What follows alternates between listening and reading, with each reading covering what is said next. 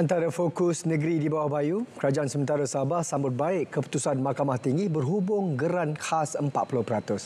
Laporannya langsung bersama Sabrina Baas. Teruskan Sabrina. Baik, keputusan Mahkamah Tinggi berhubung geran khas 40% disifatkan pengiktirafan dalam mempertahankan hak negeri. Ketua Menteri Datuk Seri Panglima Haji G. Noor berkata, keputusan itu mengesahkan hak Sabah seperti termaktub di bawah perkara 112C dan 112D Perlembagaan Persekutuan. Hakim Datuk Celestina Suel Galit dalam keputusannya hari ini mengarahkan Kerajaan Persekutuan menjalankan semakan semula geran khas bagi tahun-tahun yang hilang dalam tempoh 90 hari.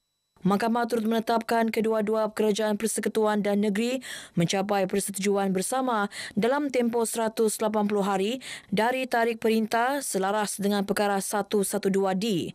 Menurut Datuk Haji G, kerajaan negeri akan berunding dengan kerajaan persekutuan bagi melaksanakan perintah mahkamah itu dalam semangat kerjasama dan saling menghormati demi memastikan hak perlembagaan Sabah direalisasikan sepenuhnya.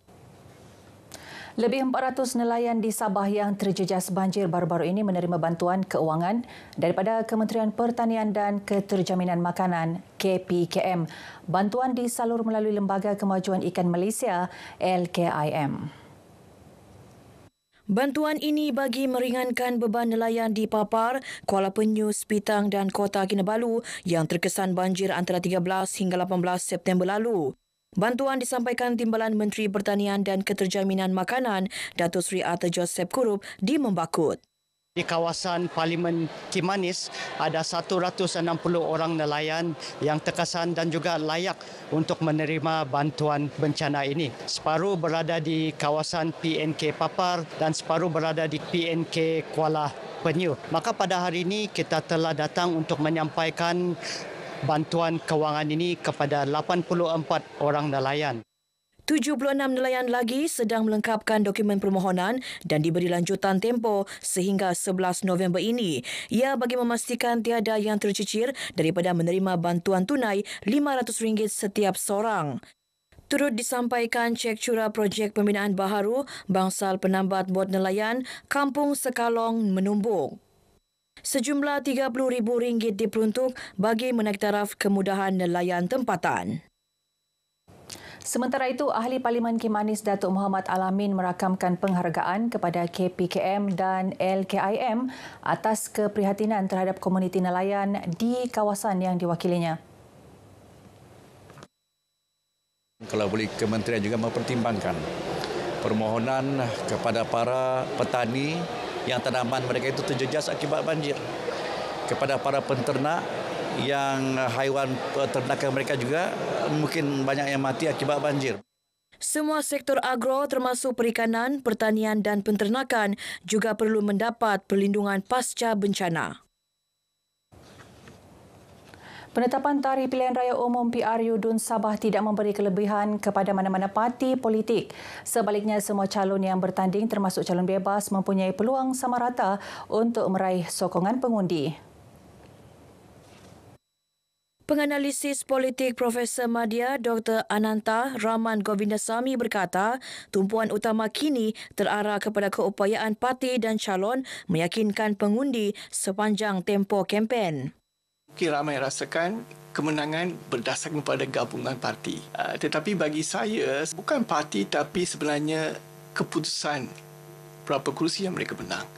Keputusan inilah yang akan memastikan sama ada gabungan baru akan muncul ataupun gabungan sedia ada akan diteruskan. Selepas pilihan raya, mengikut berapa kerusi yang ada. Dr. Ananta yang juga pensyarah Pusat Penataran Ilmu dan Bahasa UMS ditemui RTM di Kota Kinabalu. Jelasnya, mana-mana parti yang menang dalam pilihan raya negeri kali ini akan menentukan pembentukan kerajaan baharu. Suruhanjaya Pilihan Raya menetapkan hari penamaan calon PRU DUN Sabah ke-17 pada 15 November, manakala pengundian awal pada 25 November dan hari pengundian pada 29 November ini. Usaha menutup jurang pembangunan bandar dan luar bandar terus diperhebat menerusi Belanjawan 2026. Ini terbukti dengan penekanan perbelanjaan bersifat pengembangan ekonomi serta keseimbangan antara negeri. Sabah menerima peruntukan pembangunan tertinggi sebanyak 6.9 bilion ringgit berbanding 6.7 bilion ringgit tahun ini. Usaha memperkukuh infrastruktur dan modal insan juga terbukti menerusi projek kabel dasar laut Madani bernilai 2 bilion ringgit dan dana TVET 7.9 bilion ringgit. Jika infrastruktur utama seperti jalan, air, elektrik dapat diperkukuhkan secara menyeluruh, kita secara tidak langsung boleh membuka lebih banyak ruang dan peluang untuk menutup jurang antara bandar dan luar bandar. Dengan adanya jaringan jalan yang baik, dengan bekalan air elektrik yang mencukupi, ia membuka lebih banyak peluang untuk pelaburan-pelaburan asing. Beliau menjadi tetamu segmen Kita Cerita Kita Kongsi di Sabah FM.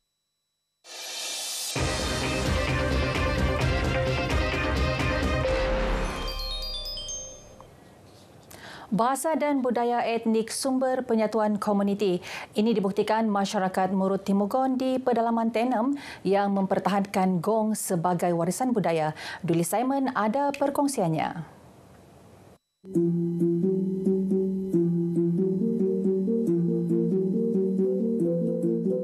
Dentuman gong bagi Murut Timugon melambangkan kehidupan, keramaian dan semangat kebersamaan. Andrew Karim, 67 tahun, antara usahawan gong, berpengalaman yang mewarisi kepakaran daripada gurunya mendiang lanjian Angkulal Bonong. Saya berguru daripada pakcik saya sendiri, iaitu Bonong Angkulal. Dia memang termasuk kalau meniun gong ataupun menyelaraskan suara. Jadi saya belajar dari dia. Kalau saya tidak salah, saya belajar dari 2005. Bakat ini diteruskan anaknya Effendi yang berharap generasi muda turut mempelajari seni menyelaras bunyi gong. Murut Timugon yang pandai pukul gong terlalu ramai, tetapi untuk meniun gong boleh dikira. Saya mungkin antara yang termuda sebab bapak saya seorang peniun gong. Berkat usaha dan ketekunannya, perniagaan Andrew mendapat sokongan Kementerian Pembangunan Luar Bandar melalui kursus usahawan. Gong buatannya kini menembusi pasaran luar. Tahniahlah pada saudara Andrew. Walaupun pesara kerajaan, tapi mempunyai satu semangat yang tidak mau duduk diam.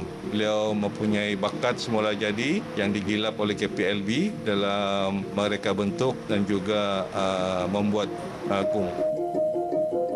Dalam tradisi Murut Timugon, gong terbahagi kepada dua jenis iaitu peramal dan tawak-tawak. Tawak-tawak lebih lantang, berfungsi menyampaikan berita hingga ke pelosok kampung.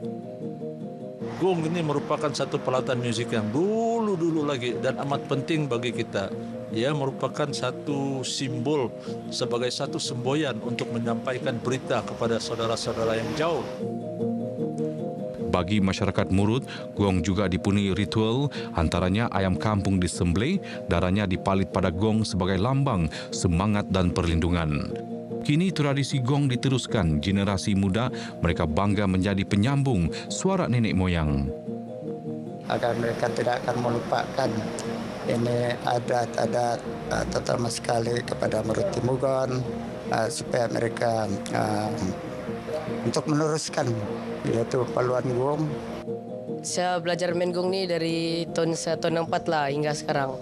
Terus saya bangga dapat saya dapat belajar ni main gong ni dari orang sekeliling saya juga, kawan-kawan saya, sepupu saya dan juga dari nenek saya sendiri.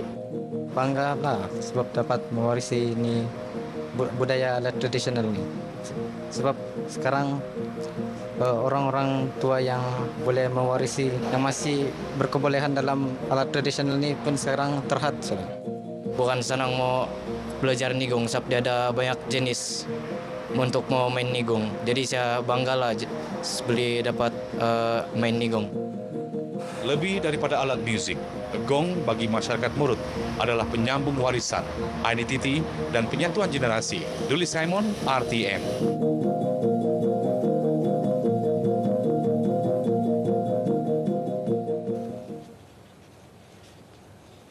Baik, sekian perkongsian dari Negeri di Bawah Bayu. Kembali bersama untuk lebih banyak perkembangan semasa dalam negara. Malaysia Madani, rakyat disantuni. Terima kasih, Sabrina.